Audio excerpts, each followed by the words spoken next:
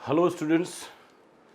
तो कल की क्लास में हमने बात की थी सदिशों के घटक, सदिशों के समकोणीय घटक, रेक्टिलिनियर कंपोनेंट्स ऑफ वेक्टर्स।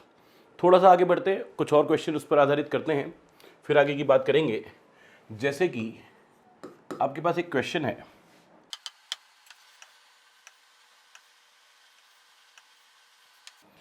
बहुत सारे बल हैं जो एक ही कण पर कार्यरत है, राइट। एक बल है F1 सदिश बराबर 6 न्यूटन, एक है F2 सदिश बराबर 10 न्यूटन, एक है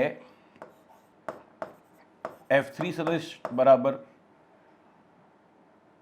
10 न्यूटन, एक F4 सदिश बराबर 4 न्यूटन और एक F5 सदिश बराबर 20 न्यूटन और एक इनके कोण भी दे रखे हैं। ये कोण दिया गया है 53 डिग्री पर, ये कोण दिया गया है 37 डिग्री पर और एक फोर्स और है,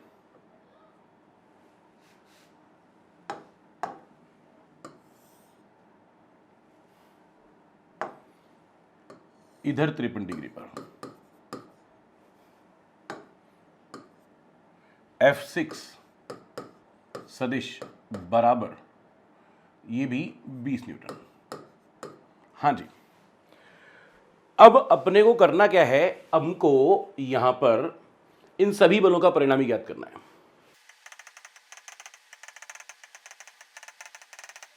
एक सिंपल सा साधारण सा प्रश्न है, परंतु इस बार बल 6 है।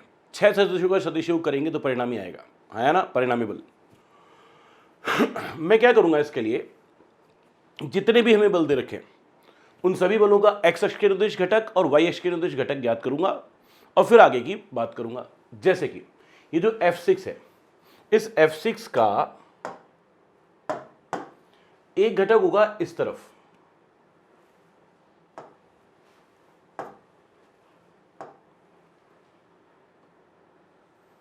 एक घटक ले रहा हूं मैं इस तरफ। कितना होगा जरा ये सोचो, मैं लिख देता हूं, ये 20 है, इधर कोण का मान कितना है 53 डिग्री, तो इसको लिख देता हूं 20 cos 53 डिग्री और एक घटक होगा इस तरफ, जिसको मैं लिख देता हूं 20 sin 53 डिग्री, 20 sin 53 डिग्री। बोलो हाँ या ना। F1 पहले से इधर था, F2 पहले से उधर था।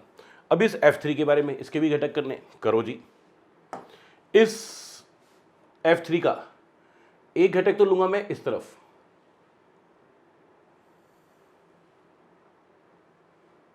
एक घटक लूंगा मैं इस तरफ, इनके मान लिख लीजिए। ये हो जाएगा F3 की वैल्यू कितनी है 10 न्यूटन, तो आप लिखेंगे 10, इधर वाला कोण 53 है तो आप लिखेंगे cos 53 डिग्री, इस तरफ जो घटक होगा वो होगा 10 sin 53 डिग्री। देखो जी, अब आप मेरी बात सुनो, ये जा F3 तो F3 के घटक एक इधर और एक इधर, मैंने आपको बताया था ना इर्द गिर्द में होंगे दोनों घटक। ये था F6 का एक घटक इधर और एक घटक इधर, ठीक है। एक घटक एक्स अक्ष की तरफ, एक ऋणात्मक वाई की तरफ। इसका F6 का एक घटक एक्स अक्ष की तरफ, एक धनात्मक वाई अक्ष की तरफ, हाँ के ना। इसी तरह से अब इसके घटक निकालने, किसके, F5 के निकालो। इसका एक घटक ले रहा हूं मैं इस तरफ और एक घटक होगा इस तरफ, ठीक है जी। इनके मान कितने होंगे, ये 37 डिग्री की तरफ क्या लिखोगे, F5 की वैल्यू 20, तो आप लिखोगे 20 cos 37 डिग्री और उधर वाला हो जाएगा 20 sin 37 डिग्री।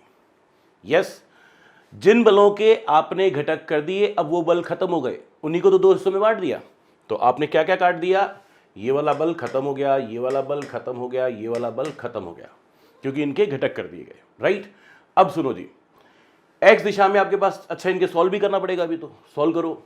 ये 20 कॉस 53, 20 का मान 20, कॉस 53 का मान होता है 4/5। ठीक है, सुनो वापस से याद दिला देता हूं मैं आपको, एक त्रिभुज पढ़ाया गया था आपको, जिसमें से ये कोण तो था 37 डिग्री और ये वाला कोण था 53 डिग्री। ठीक है जी, जब आप 37 डिग्री साइन 37 निकालो, कॉस 37 निकालो, टेन 37 निकालो। ठीक है जी, ये सब आपको त्रिकोणमिति में पढ़ाया हुआ है, पर फिर से पढ़ा रहा हूं, सुनो। 37 डिग्री का कोण है तो ये सामने वाली भुजा लंब और ये आधार। लिखो जी, ये लंब, ये आधार और ये कर्ण। यस, साइन 37 लंब बटे कर्ण, लंब कितना, अच्छा इसमें बताया था आपको ये भुजा 3, ये भुजा 4 और ये भुजा बताई गई थी 5, ऐसा ही था ना। क्या था ये, मैजिक ट्रायंगल पढ़ाया गया था। साइन 37 लिखो, लंब बटे कर्ण, लंब 3 कर्ण 5, कॉस 37 निकालो, क्या लिखोगे, आधार बटे कर्ण, कॉस थीटा के लिए आधार बटे कर्ण, आधार कितना 4, कर्ण कितना 5, तो आप लिखोगे 4/5। फिर लिखोगे टेन 37, टेन 37, टेन थीटा क्या लिखते हो, लंब बटे आधार, लंब कितना 3, आधार कितना 4, तो आप लिखोगे 3/4। अगर 53 डिग्री के लिए निकालो तो आप क्या लिखोगे, साइन 53 डिग्री, कॉस 53 डिग्री और टेन 53 डिग्री। इनके आपको मान निकालने हैं, पर मान निकालोगे तो थोड़ी सी बात चेंज हो गई, थोड़ी सी कहानी बदल गई। क्या बदला,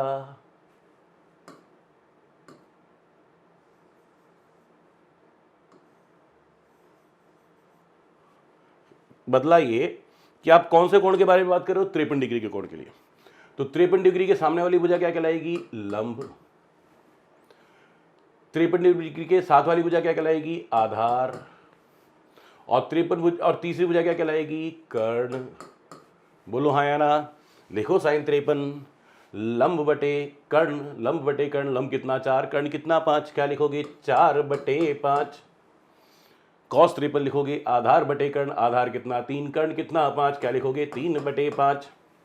और टेन 53 क्या लिखोगे, लंब बटे आधार यानी कि 4/3। बोलो हाँ या ना। ये सब कुछ सिखाया है कि नहीं सिखाया है, यस और नो, बात क्लियर है। चलो अब आगे की बात करते हैं, इसको तो हम यहां से हटा ही देते हैं।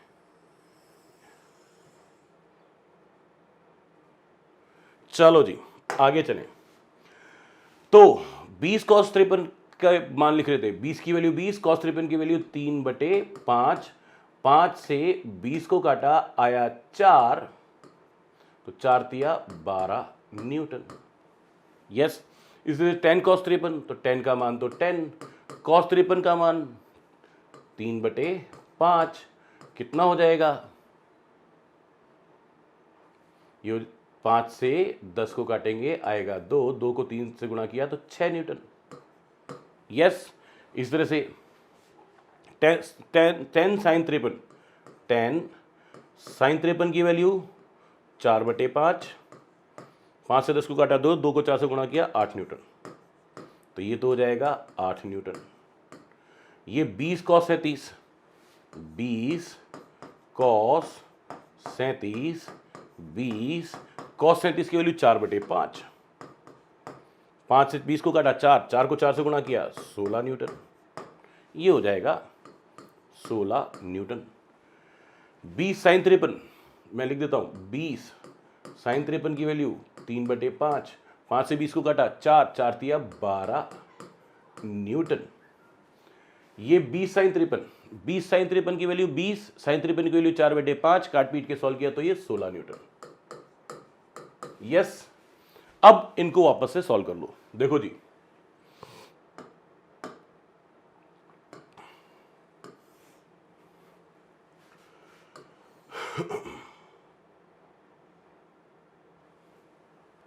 लिखो साहब, इधर कौन कौन से बल थे, एक तो था 12 न्यूटन, एक था 6 न्यूटन का F1 और एक था 6 न्यूटन का ये 10 cos 53, तो तीनों को जोड़ा तो 6 + 6 + 12 24 न्यूटन।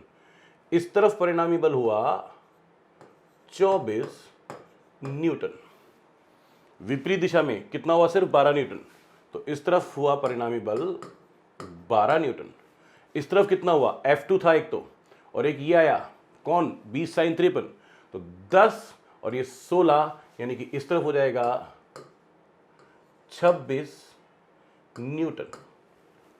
राइट। नीचे की तरफ कौन कौन से बल हैं, एक तो ये है, एक F4 है, और एक ये है, ये 3 है।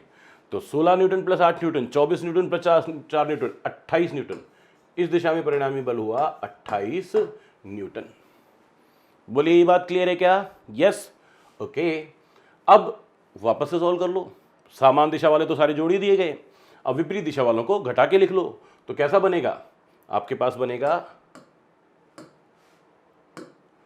एक आएगा इधर, बताओ जी कितना, इधर 24, इधर 12, एक दूसरे के विपरीत है, तो इस तरफ कितना हो जाएगा, कुल मिलाकर 12 न्यूटन। नीचे की तरफ 28, ऊपर की तरफ 26, तो घटाया तो कितना हो जाएगा, नीचे की तरफ हो जाएगा, कितना हो जाएगा, नीचे की तरफ हो जाएगा आपके पास 2 न्यूटन। तो इन सब का परिणामी कहां हो जाएगा, इन सब का परिणामी हो जाएगा यहां पे, ये हो जाएगा परिणामी बल। और परिणामी बल निकालना मुश्किल क्यों नहीं है, क्योंकि लिखो जी, क्योंकि दोनों के दोनों परस्पर लंबवत है, तो आप लिखेंगे 12 का स्क्वायर प्लस 2 का स्क्वायर। दो सदिश एक दूसरे से लंबवत हो तो क्या लिखते हैं, अंडर रूट में a square plus b square, वही लिखा है। तो कितना हो जाएगा, FR, ये 144 और ये 4 दोनों मिलके अंडर रूट में 148 न्यूटन में, 12 न्यूटन से थोड़ा सा ज्यादा आंसर आएगा। बोलिए बात क्लियर है? यस। ओके, एक और प्रश्न किया जाए।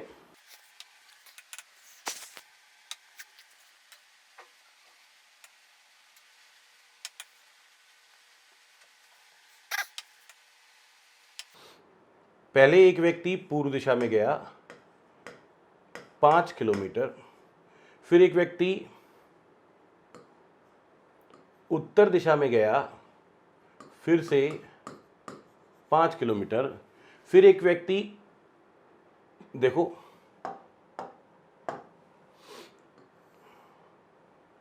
पूर्व से उत्तर की ओर 37 डिग्री के कोण पर कितना गया, ये गया 10 किलोमीटर। ठीक है जी। तो आपको क्या निकालना है, कण, उस व्यक्ति का कुल विस्थापन।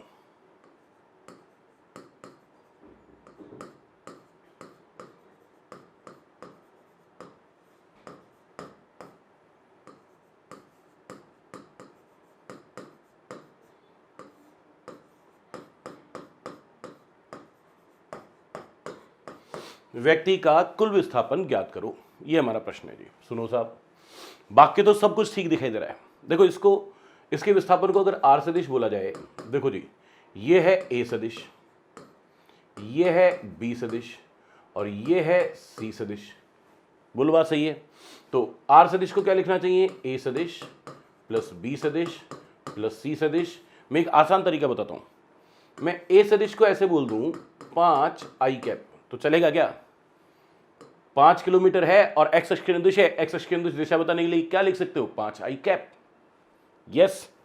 इसी तरह से बी सदिश को आप क्या लिख सकते हो, 5 वाई अक्ष की तरफ, तो 5 जे कैप। बोलो लिख सकते हो कि नहीं लिख सकते हो? पर बच रहा है कौन, सी सदिश। सी सदिश को ना तो आई कैप में ले सकता हूं ना जे कैप में, तो क्या करें, घटक कर लें। क्या करें, घटक कर लें। करो जी। इस सी सदिश का एक घटक तो होगा इस तरफ और एक घटक होगा इस तरफ।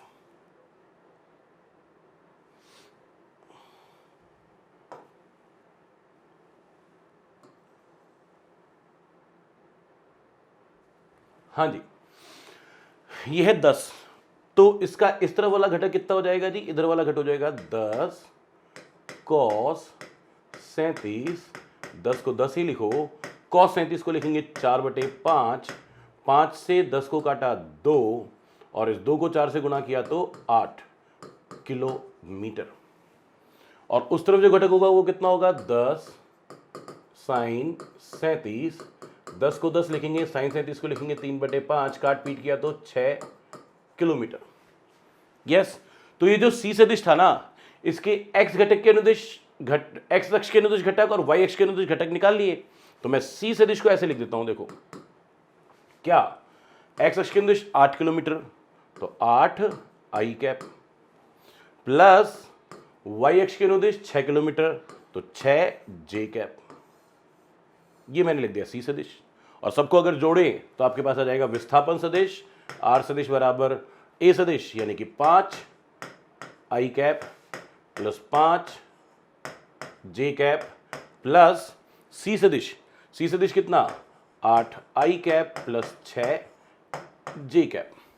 सॉल्व कर लो, क्या आएगा, आर सदिश 5 आई कैप प्लस 8 आई कैप यानी कि 13 आई कैप प्लस 5 जे कैप प्लस 6 जे कैप 11 जे कैप। ये आर सदिश आ गया। इसका परिमाण निकालना हो तो आप लिख सकते हैं अंडर रूट में 13 का स्क्वायर प्लस 11 का स्क्वायर 169 प्लस 121 का अंडर रूट, यानी कि 280 90 70 90 290 स्क्वायर रूट ऑफ 290 किस में आएगा आंसर, किलोमीटर में आएगा। यस, 16 का स्क्वायर 256 289, यस 17 का स्क्वायर 289, तो ये कितना आ जाएगा, नियर अबाउट लगभग 17 किलोमीटर इसका कुल विस्थापन हो जाएगा। आप कहोगे कि सर दिशा भी बताओ विस्थापन की, तो बनाओ, इससे फोटो बनाओ, इसको देख के क्या लिखोगे, एक तो बनाओगे एक्स अक्ष के अनुदिश, कितना बनाओगे एक्स अक्ष के अनुदिश 13 किलोमीटर, फिर बनाओगे वाई अक्ष के अनुदिश, कितना बनाओगे जी 11 किलोमीटर, 11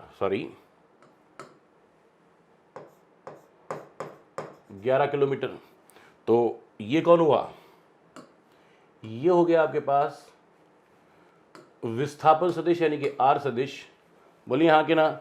और कोण निकालना है तो ये अल्फा निकाल लो, बस लिखो यहां पे डायरेक्ट, tan अल्फा बराबर लंब बटे आधार, समकोण त्रिभुज है तो 11/13, तो अल्फा बराबर tan इनवर्स 11/13। एक बात तो निश्चित कह सकता हूं, क्या ये tan अल्फा का मान 11/13 यानी कि 1 से कम है, तो tan अल्फा का मान 1 से कम है तो अल्फा का मान 45 डिग्री से कम होगा। अल्फा का मान जो भी आएगा वो 45 डिग्री से थोड़ा सा ही कम होगा। बोलिए हाँ या ना। कैसे पता, क्योंकि tan 45 कितना होता है 1, जब ये 1 से कम है तो ये tan 45 से भी कम है, तो tan अल्फा की वैल्यू tan 45 से कम, तो अल्फा की वैल्यू 45 डिग्री से कम। बोलिए बात सही है, क्लियर है। फिर से करूं, फिर से करते हैं इस प्रश्न को, फिर से करते हैं।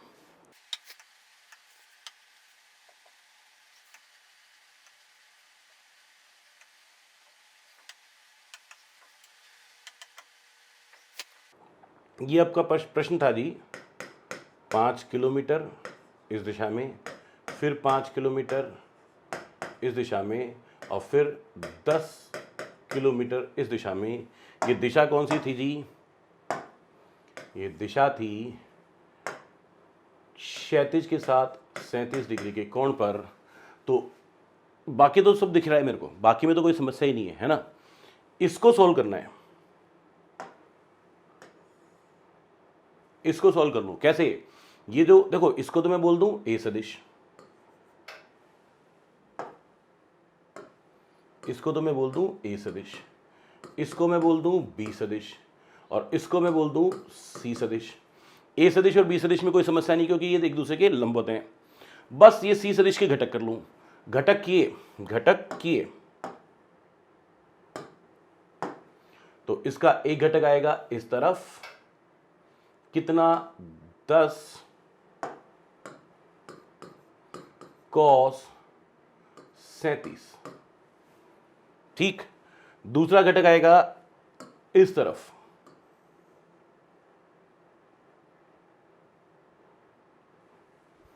ये कितना आएगा 10 साइन 37 डिग्री, तो ये भी कितना होगा 10 साइन 37 डिग्री। ये 10 cos 37 डिग्री, 10 साइन 37 डिग्री, हाँ के ना। अब सुनो आगे, जिसका घटक कर दिए उसको तो आपने हटा दिया, और जिसको हटा दिया तो बाकी सबको बना लिया। क्या बना लिया? देखो, पहले मैंने बनाया 5 किलोमीटर, फिर मैंने बनाया एक और 5 किलोमीटर, फिर मैंने बनाया ये, और फिर मैंने बनाया ये। क्या क्या बनाया? ये था ए सदिश बराबर 5 किलोमीटर, ये बी सदिश बराबर भी 5 किलोमीटर, ये 10 cos 37 की वैल्यू, 10 की वैल्यू 10 और cos 37 की वैल्यू 4/5, 4/5। इसको सॉल्व करूंगा तो ये आएगा 8 किलोमीटर। और ये 10 साइन 37 कितना? 10 साइन 37 की वैल्यू 3/5 यानी कि 6 किलोमीटर। तो ये 8 किलोमीटर और ये 6 किलोमीटर। बस अब इन सबको जोड़ना है। ये जो सी सदिश था उसके दो घटक कर लिए कि सर घटक तो यहां था, अरे तो ये 10 साइन 37 था तो ये भी तो 10 साइन 37 ही होगा। Am I right or not? Yes। तो मैंने ये ऐसे बना लिया, राइट।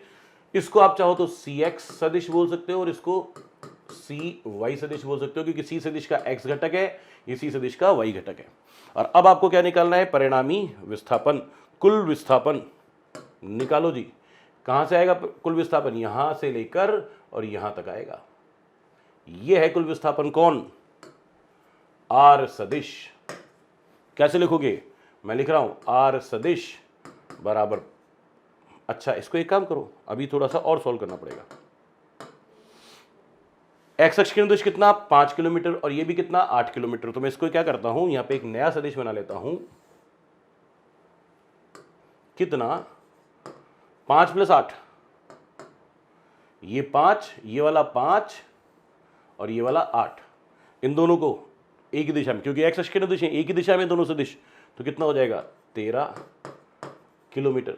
वाई अक्ष के निर्देश 5 किलोमीटर प्लस 6 किलोमीटर, तो ये कितना हो जाएगा? मैं यहां पे बना देता हूं, ये हो गया 5 किलोमीटर प्लस 6 किलोमीटर यानी कि 11 किलोमीटर। तो अब जो आएगा वो क्या आएगा? ये आ जाएगा परिणामी सदिश, जिसको आप कह रहे थे आर सदिश। इन दोनों के मध्य कोण है 90 डिग्री। आप आराम से सॉल्व कर सकते हो सब कुछ। आर सदिश का परिमाण बराबर अंडर रूट में ए स्क्वायर प्लस बी स्क्वायर का अंडर रूट, यानी कि 13 का स्क्वायर प्लस 11 का स्क्वायर। तो आर सदिश का परिमाण बराबर ये हो जाएगा अंडर रूट में 290 किलोमीटर, यानी कि आर सदिश का परिमाण लगभग 17 किलोमीटर। और कोण निकालना हो तो कोण निकालो, ये वाला अल्फा लिखो जरा, tan अल्फा बराबर, हाँ जी, लंबटे आधार 11/13, तो अल्फा बराबर tan इनवर्स 11/13। बोलिए बात क्लियर है क्या? यस।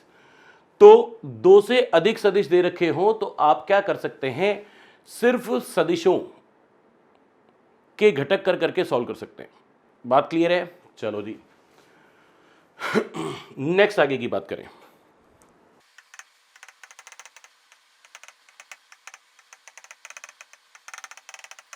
एक छोटा सा क्वेश्चन है। एक सदिश है, कितना है? ये है ए सदिश बराबर 2i cap plus 2j cap, right. प्रश्न कहता है कि इस सदिश का एक्स अक्ष के साथ कोण ज्ञात करो, यानी कि ये वाला कोण ज्ञात करो। इसको अल्फा बोल देता हूं। अब ऐसा करने के लिए मैं क्या करूं? इसको बना लो पूरा, इसको बना लो पूरा। ये बोलूं मैं एक्स अक्ष, ये बोलूँ मैं y अक्ष, ठीक है जी, और यहां से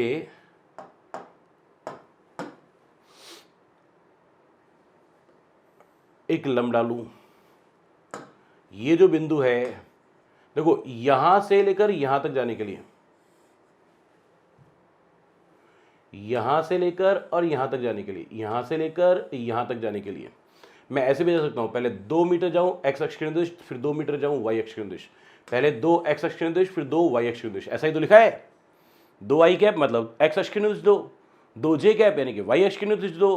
तो मैंने इसको क्या बोला, 2, इसको भी बोला 2। ये सुनो, अब मीटर है कि नहीं मीटर पता नहीं, यूनिट दे नहीं रखी कहीं भी, मात्रक नहीं दे रखे हैं, तो ये भी 2 और ये भी 2। क्या लिखूंगा, बस कौन आ जाएगा, क्या लिखेंगे, tan अल्फा इक्वल्स टू लंब बटे आधार यानी कि 2/2 यानी कि 1। tan अल्फा का मान 1 कब होता है, जब अल्फा बराबर हो 45 डिग्री, राइट। एक और ऐसा ही क्वेश्चन बनता है,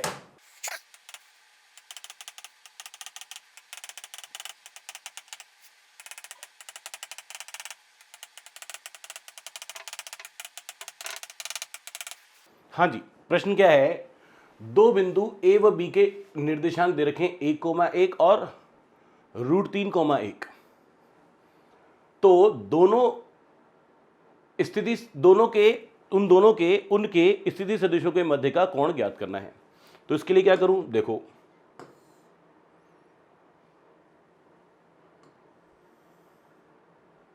मैंने क्या किया, पहले एक्स अक्ष बनाई, ये हमारी सम्मानीय एक्स अक्ष, ये हमारी सम्मानीय वाई अक्ष, ठीक है जी।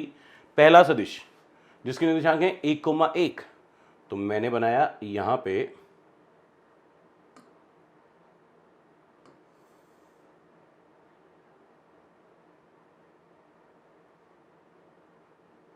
एक बिंदु, ये वाला जिसके निर्देशांक है 1,1, ठीक है। इस बिंदु का नाम दिया है आपने ए। एक और स्थिति सदिश है, एक और बिंदु जिसका स्थिति सदिश है √3,1। तो √3 का मान होता है 1.732, तो उसका यानी कि इसका एक्स निर्देशांक इसके एक्स निर्देशांक से ज्यादा है। तो मैंने एक और सदिश बनाया, ये यहां से √3,1 तक, ये हो गया आपका बिंदु बी जिसके निर्देशांक हैं √3,1, ठीक है। आप ढंग से देखेंगे तो मैं बना देता हूं, हाँ जी। तो खैर जी, अभी आगे समझें। मान लेते हैं कि ए सदिश ने जो कोण बनाया, ये देखो, ये बिंदु ए है जिसका स्थिति सदिश को मैं लिख रहा हूं आर ए सदिश, ये बिंदु बी है जिसके स्थिति सदिश को लिख रहा हूं आर बी सदिश। तो आर ए सदिश ने जो कोण बनाया उस कोण को मान लेता हूं अल्फा। आर बी सदिश ने जो एक्स अक्ष के साथ कोण बनाया उसको मान लेता हूं बीटा। यस, और मुझे ये वाला कोण निकालना है जिसको बोल देता हूं थीटा, जिसका मान है अल्फा माइनस बीटा। बोलो हाँ कि ना। तो अल्फा कोण निकालूं, बीटा कोण निकालूं, फिर अल्फा माइनस बीटा निकाल लूं, यही तो तरीका है। तो निकालो जी। पहले मैं बनाता हूं आर ए सदिश, ये मैंने बनाया आर ए सदिश,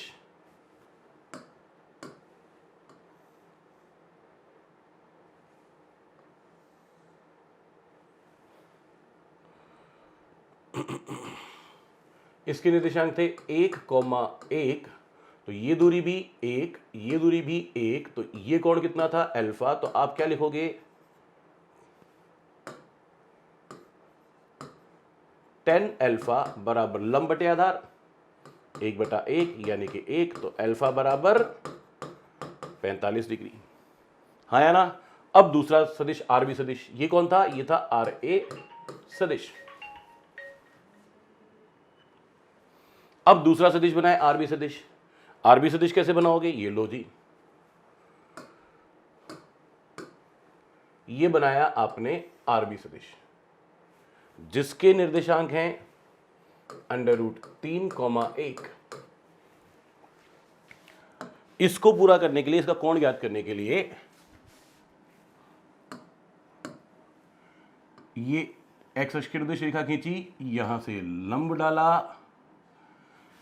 हाँ जी, यहां तक जाने के लिए ये दूरी कितनी है, √3, और ये कितनी है वाई अक्ष की निर्देश 1। तो ये कोण कितना बता रखा था, बीटा। क्या लिखोगे, tan बीटा बराबर लंब बटे आधार, लंब कितना 1, आधार कितना √3। लो जी, tan बीटा का मान 1/√3, 1/√3 tan में मान किसका होता है, 30 डिग्री का। तो क्या लिखोगे, tan बीटा बराबर tan 30, तो बीटा बराबर 30 डिग्री। आपके पास अल्फा का मान है, आपके पास बीटा का मान है, आपको क्या निकालना है, दोनों सदिशों के मध्य का कोण। तो आप क्या लिखेंगे, थीटा बराबर अल्फा माइनस बीटा, थीटा बराबर 45 डिग्री माइनस 30 डिग्री, थीटा बराबर 15 डिग्री। यस, तो ये हमारे पास हो गया इन दोनों सदिशों के मध्य का कोण, राइट। ओके, कल हम वेक्टर का नया टॉपिक शुरू करेंगे, सदिशों का गुणनफल, राइट। पर आज वो शुरू हो नहीं सकता क्योंकि लंबा टॉपिक है। पर एक स्टूडेंट है जो कंटिन्यूसली मुझे 5 क्वेश्चन सॉल्व करने के लिए कह रहा है। मैंने आपको त्रिकोणमिति पढ़ा, इंटीग्रेशन जब पढ़ाया था, समाकलन जब आपको पढ़ाया था, उस समय पे ये लास्ट वाली क्लास में 5 क्वेश्चन दिए थे जो मैंने कभी फिर सॉल्व नहीं कराए, ठीक है। तो एक एक करके मैं इन क्वेश्चन को सॉल्व करा देता हूँ। हमारा पहला क्वेश्चन है समाकलन 2x - 1 अपॉन x² - x - 9 की पावर 3 इंटू dx, राइट। ज़्यादातर लोगों ने ये क्वेश्चन कर लिए होंगे क्योंकि बहुत ज़्यादा कठिन नहीं थे, पर जिन्होंने नहीं किए उनको मैं बता देता हूँ। सुनो, यहाँ पे ये एक ऐसा दिख रहा है जिसका अगर अवकलन किया जाए, ये एक ऐसा फलन है जिसका अगर अवकलन किया जाए तो 2x - 1 आएगा। तो इस पूरे को क्या मान लूँ, t। तो आपने कहा माना x² - x - 9 बराबर t, और अब दोनों तरफ x के सापेक्ष अवकलन कर दिया। तो d बटा dx ऑफ x² - x - 9 बराबर राइट हैंड साइड पे क्या लिखोगे, dt बटा dx। x² का अवकलन 2x माइनस ऐसे कैसे, सिर्फ x का अवकलन 1 और 9 का अवकलन 0। इस dx को इधर लाके गुणा किया तो ये कितना हो जाएगा, dt। 2x - 1 इंटू dx का मान आ गया dt। 2x - 1 इंटू dx यानी कि इस पूरे का मान कितना आ गया, dt। तो आप क्या लिखेंगे, आप लिखेंगे समाकलन, इस पूरे को t लिखा तो नीचे तो हो गया t की पावर 3, ऊपर लिख देता हूँ 1, और इन दोनों को मिला के क्या लिख देता हूँ, dt। इसको आगे सॉल्व करेंगे तो क्या लिखूंगा, t की पावर -3 इंटू dt। और जब इसको आगे सॉल्व किया जाएगा तो t की पावर -3 है, समाकलन करेंगे क्या होगा, t की पावर -3 प्लस 1 बटा -3 प्लस 1 और प्लस कांस्टेंट, क्या हो जाएगा, t की पावर -2 बटे -2 प्लस कांस्टेंट, यानी कि माइनस में 2 तो है ही नीचे, तो उसको लिख देता हूँ माइनस का 1/2, और t की पावर -2 वो नीचे आ जाएगा तो हो जाएगा t² और प्लस कांस्टेंट।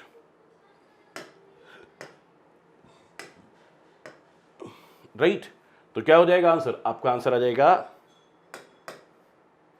माइनस में 1/2, t का स्क्वायर है, t कौन है, ये रहा।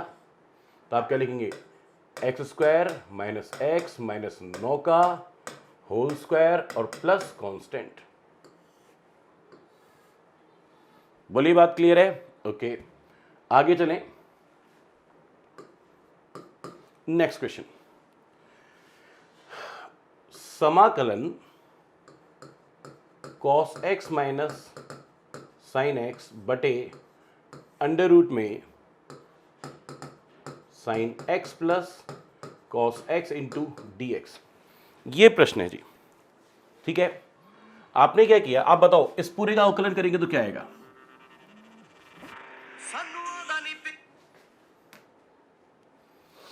sin x का अवकलन आएगा cos x, और cos x का अवकलन आएगा माइनस sin x, यानी कि इस पूरे का जो अवकलन है वो ये आ जाएगा। तो क्या लिखेंगे, आप लिखेंगे माना sine x plus cos x बराबर टी। हाँ क्या ना? इसको क्या कर देंगे, दोनों तरफ अवकलन करेंगे x के सापेक्ष। तो साइन एक्स का अवकलन कॉस एक्स, कॉस एक्स का अवकलन minus sine x equals to D T बटा डी एक्स। हाँ या ना? इस डी एक्स को इधर ले जाएंगे तो आपके पास क्या आएगा, cos x minus sine x into D x बराबर डी टी। बोलो हाँ या ना? ओके, तो इसको तो आप लिख देंगे इन दोनों को गुणा करके तो डी टी, और इसको लिख देंगे टी, तो ये हो जाएगा अंडर रूट टी। तो आपका समाकलन क्या बना, समाकलन 1/√t इंटू डी टी। इसको लिख सकते हो, देखो टी की पावर नीचे कितनी है अंडर रूट में, तो टी की पावर नीचे कितनी है 1/2, ऊपर जाके कितनी हो जाएगी -1/2, तो टी की पावर -1/2 इंटू डी टी। हाँ जी, अब इसका समाकलन करना है, तो टी की पावर -1/2 का समाकलन जब करेंगे तो ये हो जाएगा टी की पावर -1/2 + 1, और नीचे भी -1/2 + 1, और प्लस में कांस्टेंट। जब इसको आगे सॉल्व करेंगे तो क्या आएगा, टी की पावर -3/2 और नीचे भी -3/2 और प्लस कांस्टेंट। ओ सॉरी, क्षमा चाहते हैं, गॉड कर दे है। हाँ जी, टी की पावर ऊपर आएगी 1/2, माइनस का 1/2 प्लस 1 यानी कि 1/2, और नीचे भी क्या आएगा 1/2 प्लस कांस्टेंट। क्या लिखोगे, ये 1/2 हो जाएगा उल्टा होकर ऊपर हो जाएगा 2, और ये बन जाएगा √t और प्लस कांस्टेंट। तो आपका आंसर क्या आया, आपका आंसर आ गया अंडर रूट में 2 तो बाहर है ही, और अंडर रूट में क्या ना आएगा, टी का मान यानी कि sine x plus cos x. तो आपके पास आ जाएगा sine x plus cos x और प्लस कांस्टेंट। ये आपका आंसर आ गया। बोलिए, बात क्लियर है? चलिए जी, चौथा क्वेश्चन तो डायरेक्ट ही सॉल्व हो रहा है, आप देख पा रहे होंगे, मैं बताता हूं। ये चौथा क्वेश्चन कैसे, साइन का समाकलन है। बताइए जी, साइन का समाकलन क्या होता है, माइनस का कॉस, साथ में क्या लिखा हुआ है 3x + 1, और साथ में लिखेंगे प्लस कांस्टेंट। सिर्फ एक काम और करना है, x का गुणक कौन है, यहाँ पर x की सिंगल पावर है, x का गुणक कौन है 3, तो x का जो गुणक होता है उससे क्या कर देते हैं, भाग दे देते हैं। बोलो, ये बताया हुआ है कि नहीं? चलिए जी, लास्ट क्वेश्चन भी कर सकते हैं, कर तो सारे ही सकते हैं, दिए ही इसलिए। तो तीसरा और पांचवा 2 क्वेश्चन और बच रहे हैं। चलिए जी, क्वेश्चन नंबर 3, समाकलन 1/x² into cot 1/x, cot 1/x into dx, यही क्वेश्चन है, देख लो आप पहले। 1/x² cot 1/x into dx। चलिए जी, सबसे पहली समस्या तो यह है कि हमारे पास समाकलन में कॉट का समाकलन करने का कोई सूत्र ही नहीं है।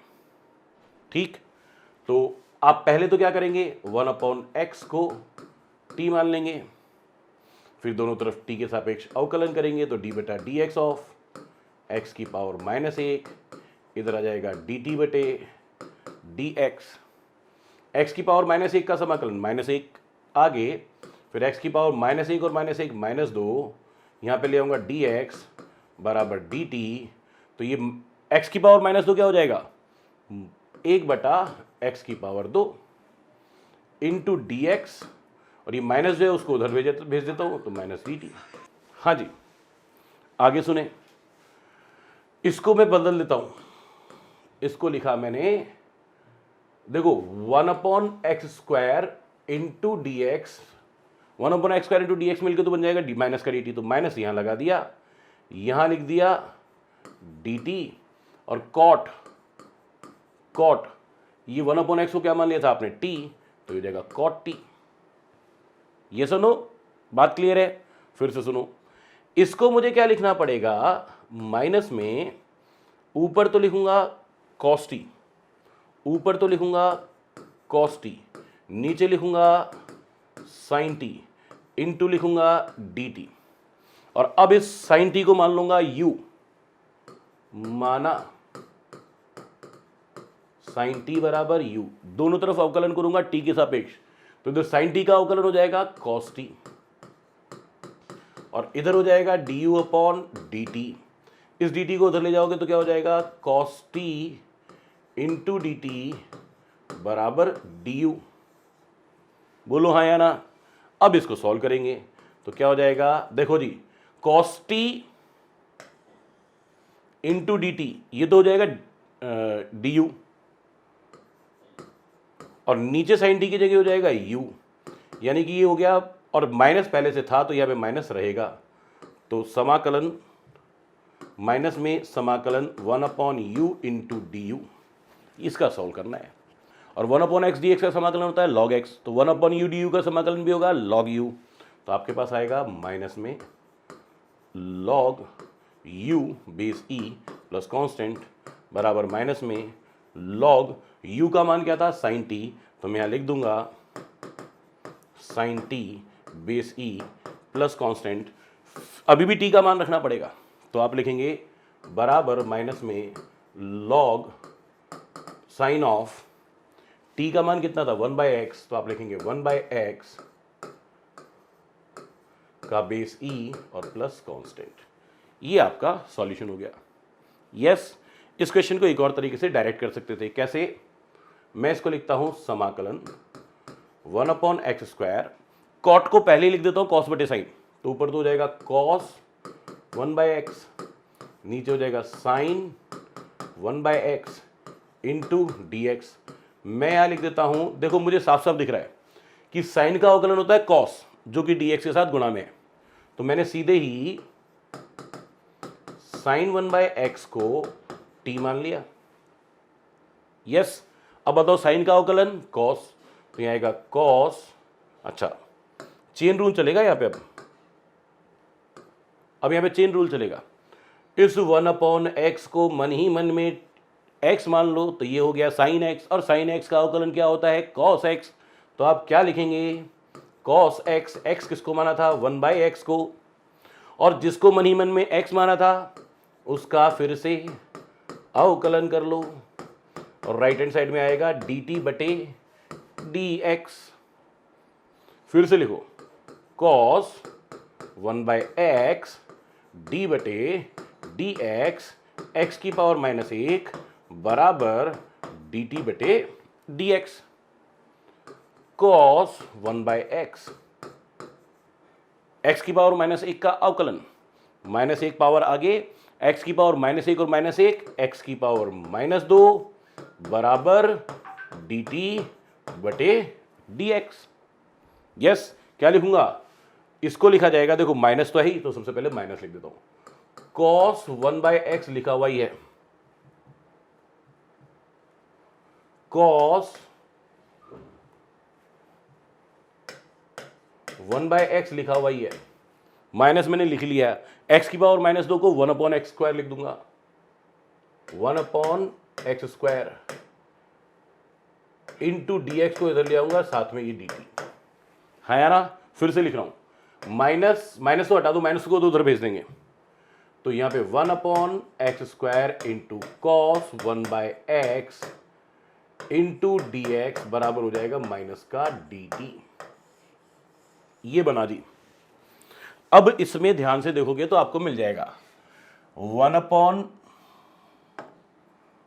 अपॉन एक्स स्क्वायर और कॉस 1/x और dx, 1 upon x square cos 1/x into D x, 1 upon x square cos 1/x into D x, सबको मिला के क्या लिख सकता हूं माइनस का dt, और साइन 1/x को क्या लिख सकता हूं t, तो आपके पास सीधे ही क्या बना समाकलन माइनस dt लिखना है, ऊपर dt नीचे t, फिर लिख रहा हूं minus 1/t into D T बराबर 1 अपॉन टी डी टी का समाकलन log t, तो हो जाएगा माइनस का log t base e plus constant, और ये हो जाएगा माइनस का log t की वैल्यू क्या है साइन 1/x बेस ई और प्लस कांस्टेंट।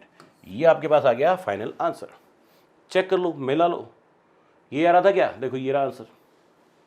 क्लियर है? यस। चलिए लास्ट क्वेश्चन और किया जाए।